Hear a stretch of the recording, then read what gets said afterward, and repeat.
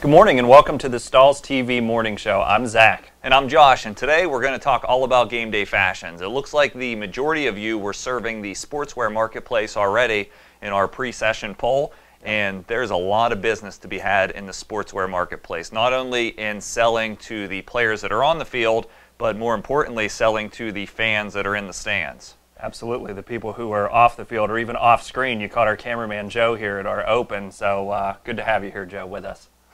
So there's a lot of interesting things that we talk about on the Stahls TV Morning Show, but sports is sort of the core of what the company Stahls was built on and sort of enabled us to start this whole Stahls TV thing. We sell an awful lot of names and numbers that go on the field, but now we're starting to see the trend of more support of the player, more opportunities actually selling to parents and siblings and aunts and uncles and the whole community that wants to support a team. So we want to focus this entire episode on game day fashion, and let's start with a discussion on fan jerseys. Okay.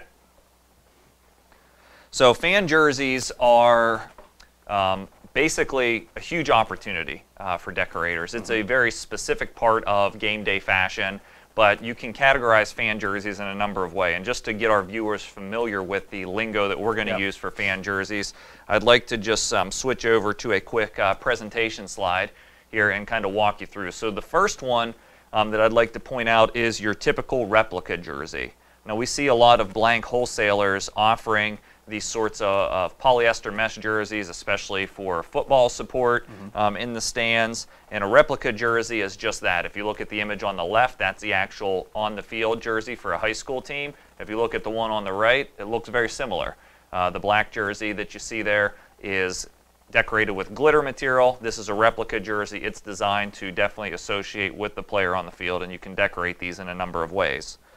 Now the next sort of fan jersey style that we want to cover is the oversized jersey, and we've spoken about this quite a bit here on Stahls TV and on the morning show because it's trending right now and it presents tremendous opportunity. But these oversized shirts can be worn to games as well to show fan support, so we're calling those the oversized jersey. And last but not least is the t-shirt jersey.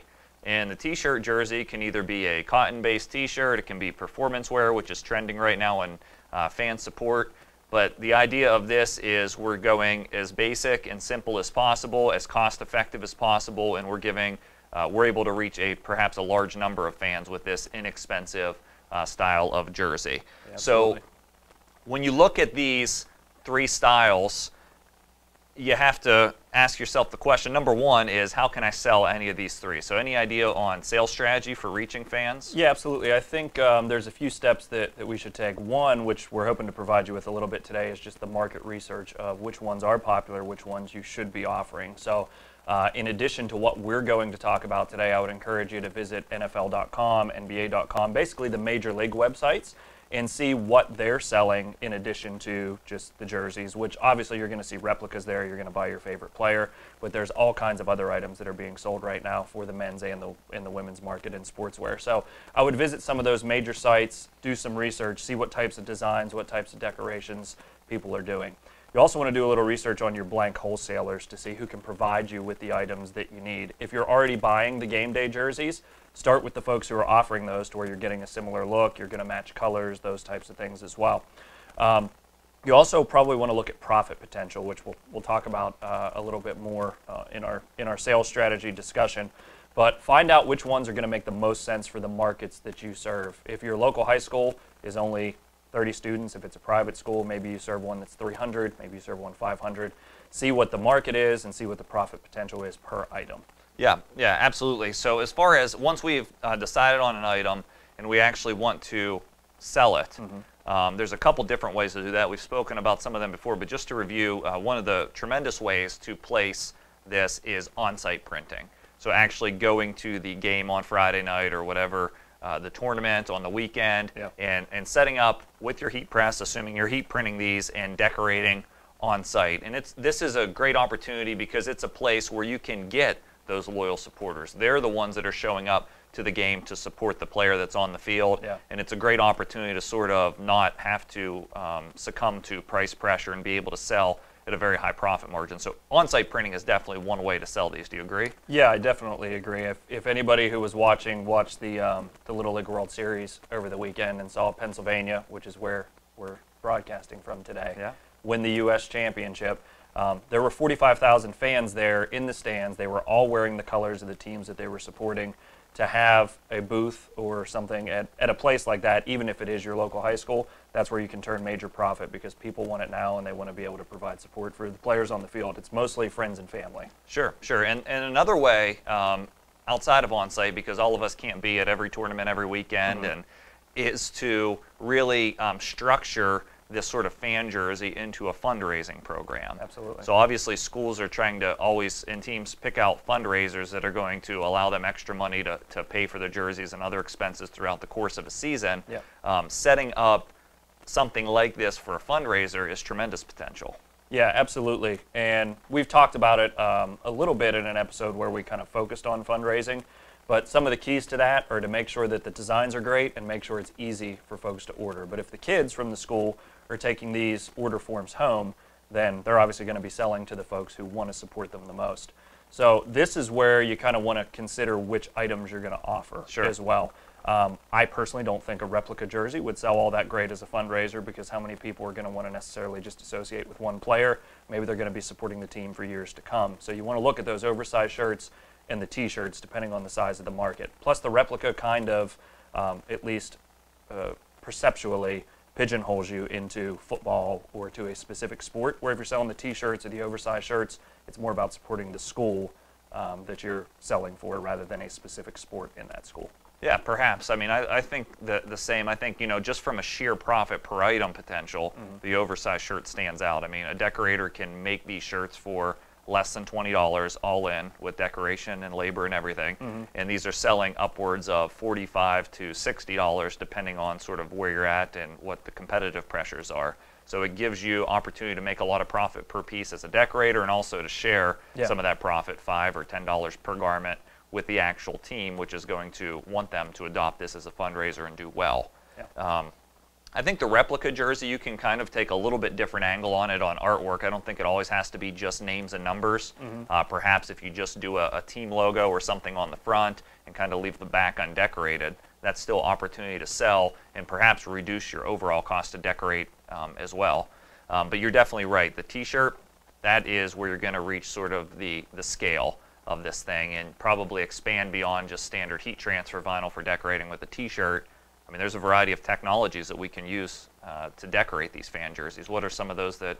Yeah, some of the technologies that stick out for this type of decoration, at least for me, are the special effect finishes that you can achieve through heat printing and some screen printing. So if you're going to have very large volumes, you can contract out, if you're not doing screen printing yourself, to a larger screen printer who will do some special effect finishes for you. But if you want to keep the decoration in-house, heat printing is something really good to look at, whether that's cutting your own designs with a vinyl cutter or ordering them pre-cut from somewhere. I think heat printing makes a lot of sense because especially if you do the design work the right way, you can use the transfers the next year for the same fundraiser. Yeah, it's a good point, especially if it's numbers and different things. And of course, it can translate across a wide variety of items. And if you're selling online, which is another opportunity, you're actually able to print to order and not really commit your inventory to pre-printed pieces. Something else, just to point out the special effect finishes, I want to flash back just to this presentation real quick and show you on this particular jersey style. If you look closely, you're also seeing, although this is a standard finish, you're seeing a full color fill effect that's distressed.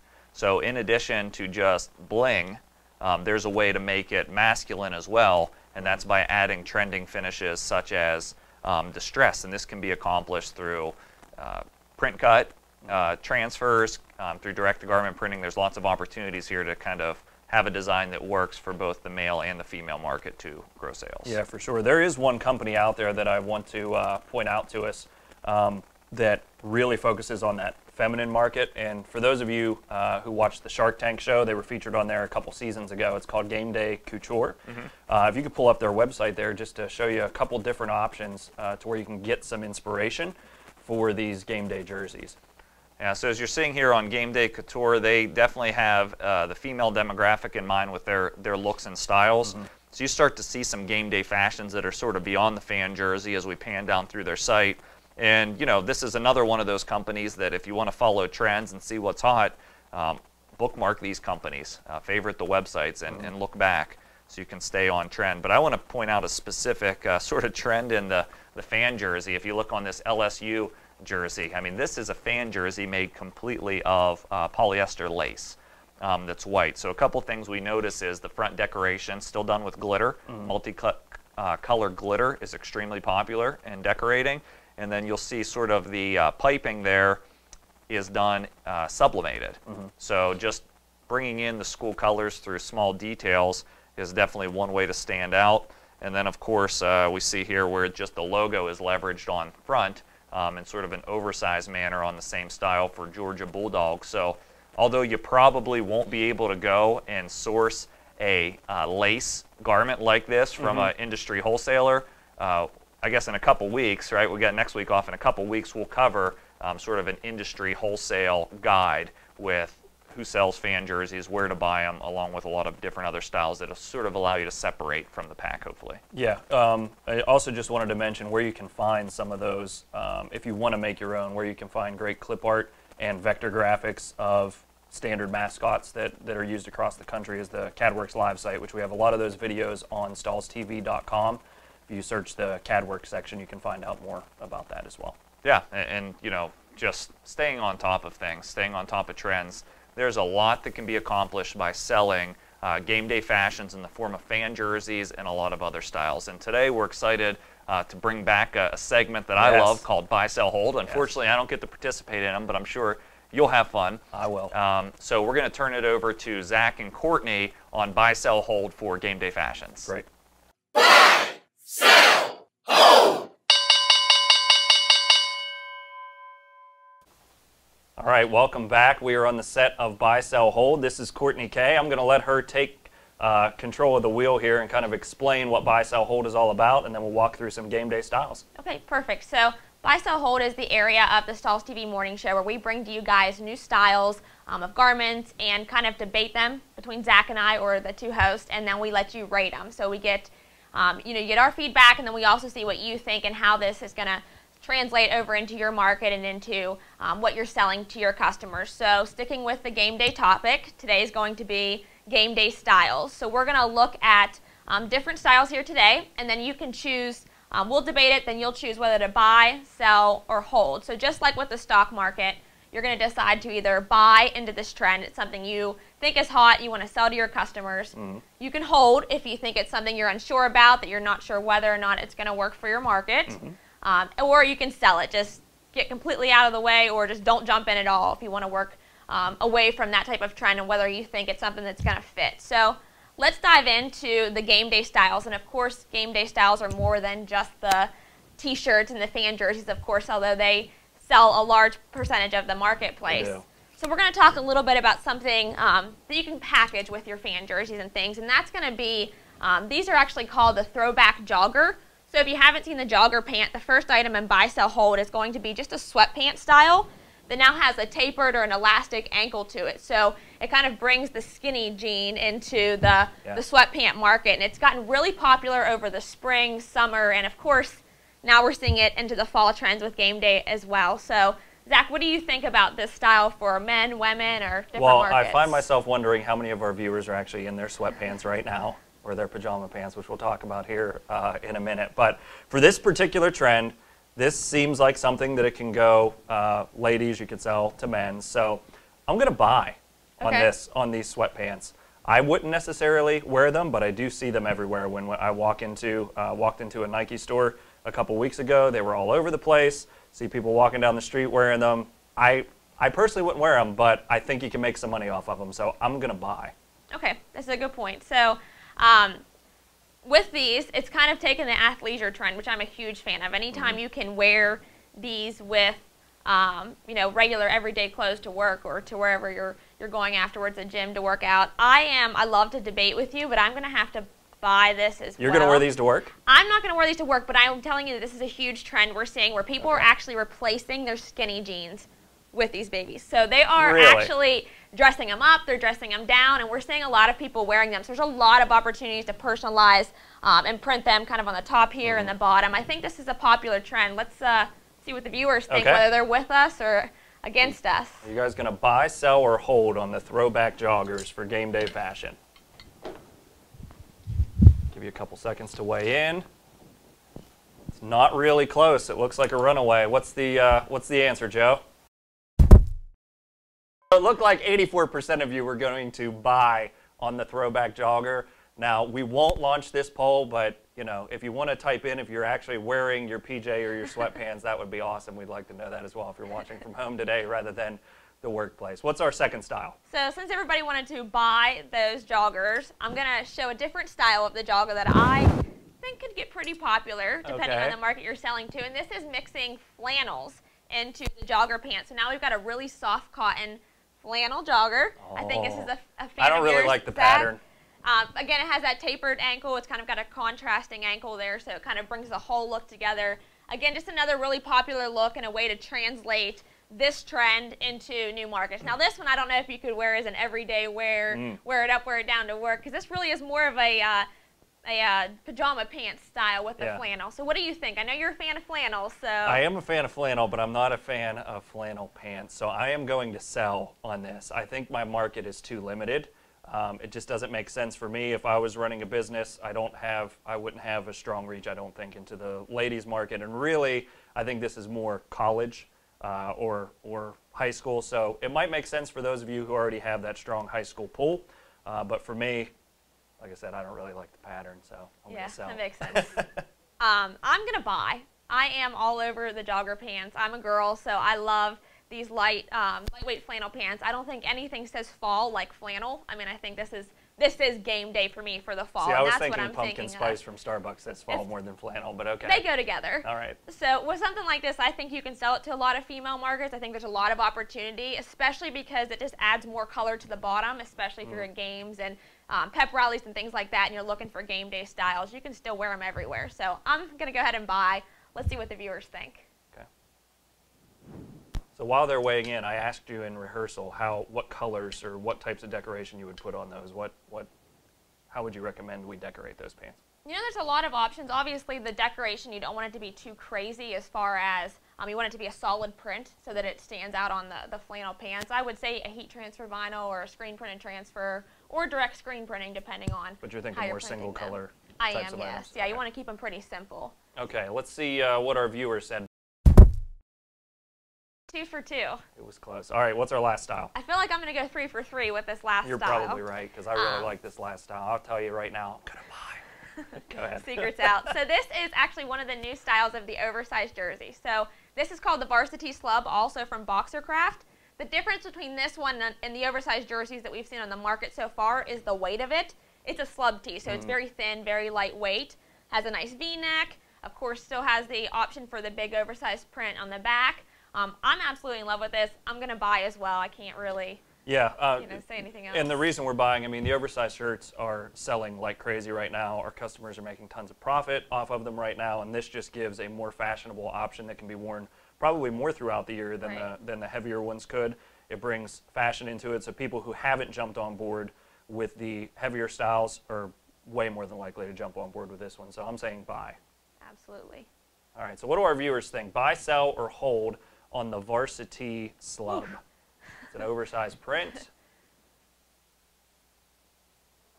All right, most of our votes are in. Joe, what do we have? Are we buying, selling, or holding?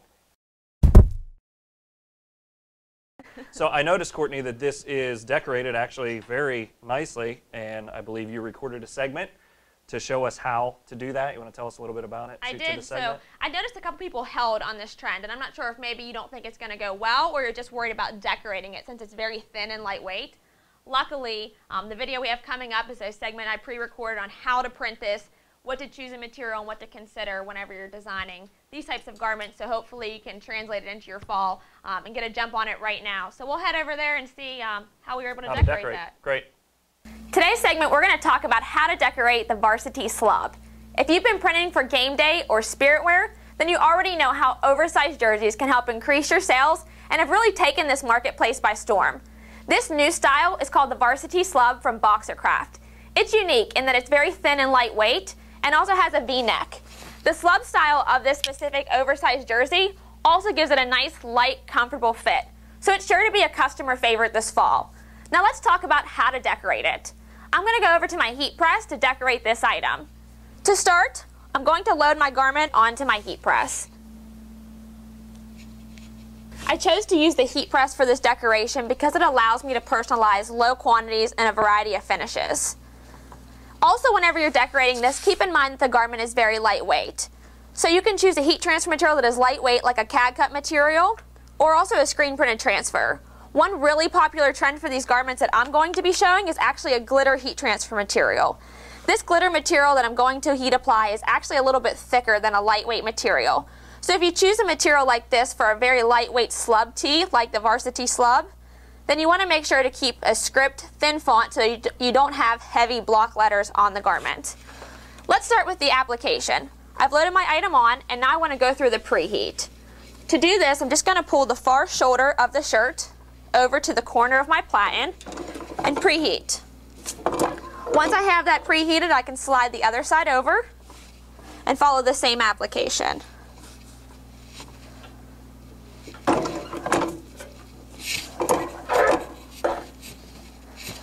Once I have the preheat complete, I'm going to center my garment by loading it back onto the platen with the neckline center with the platen.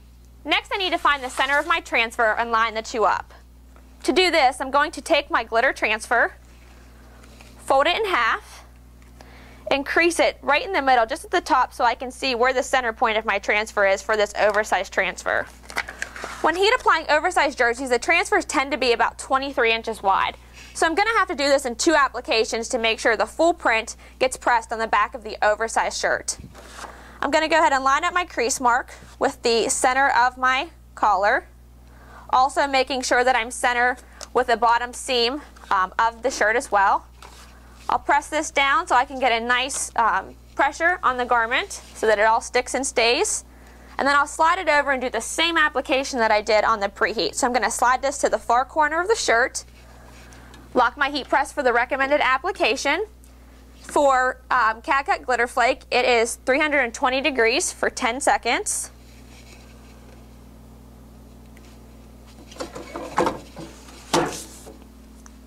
And then once this application is complete, I can slide the garment over and heat apply the other side.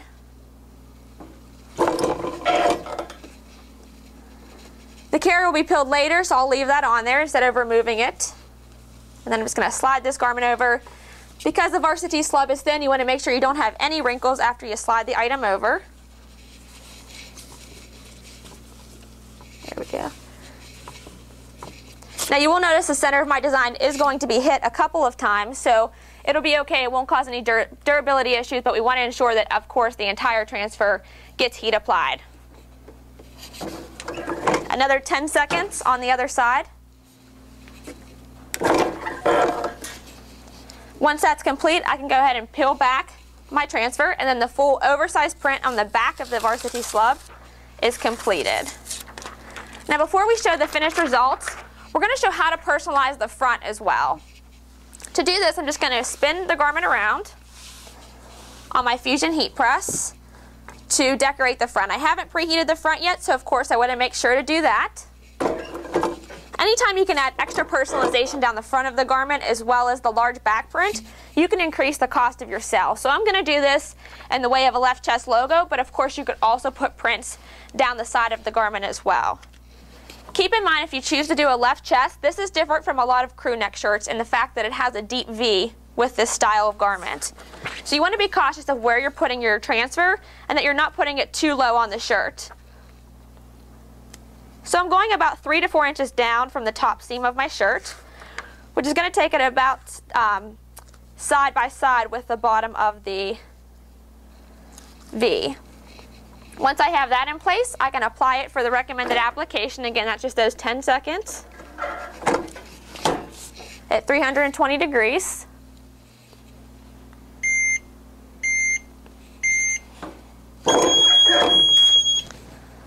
Peel back my carrier, and we have a completed oversized shirt. So as you can see, decorating the varsity slub is fast and it's easy using your heat press and heat transfers like CAD cut glitter flake, lightweight heat transfer materials, or screen printed transfers. Now back to you guys at the studio. So hopefully that gives you some ideas on how to take this style and ultimately translate it into sales for your business. Now, on the Stahls TV Morning Show, this is live and interactive, so we're always getting questions throughout today's presentation, and I want to answer a couple of those. Number one was a special request for Zach to put on the joggers, so we're changing his name now to Lumberzach, which should be a good one. And then there's some more serious questions, like who are these from? And these are a Boxercraft style, and then the throwback joggers that were original are a style from Pennant Sportswear, and then of course the varsity slub is from Boxercraft as well. So in 2 weeks we'll be having an edition all about different blank wholesalers to ultimately help you with where to source things. And there was one last question that came in about sourcing a glitter style sweatshirt that's an off-the-shoulder style. We'll have to do a little research, but I know J America has several versions of glitter tees and glitter fleece that may help you in your business. So. Yeah.